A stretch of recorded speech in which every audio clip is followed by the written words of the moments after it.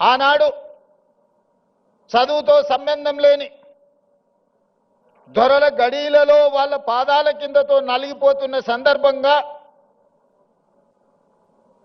రైతులంతా ఏకమై సాయుధ రైతాంగ పోరాటాన్ని నిర్మించి భూమి కోసం, భుక్తి కోసం, విముక్తి కోసం ఆకాశమంత ఎత్తున ఉద్యమాన్ని చేపట్టిన చాకలి ఐలమ్మ, దొడ్డి కొమరయ్య ఇలాంటి పోరాట యోధులు మనుల కోసమో, మాణిక్యాల కోసమో, మక్తాల కోసమో, జమీన్ల కోసమో, జాగీర్దార్ భూముల కోసమో కొట్లాడాలి.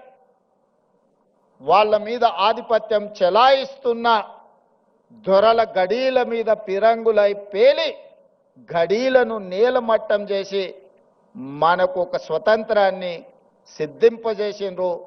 సాయుధ రైతాంగ పోరాటం అది.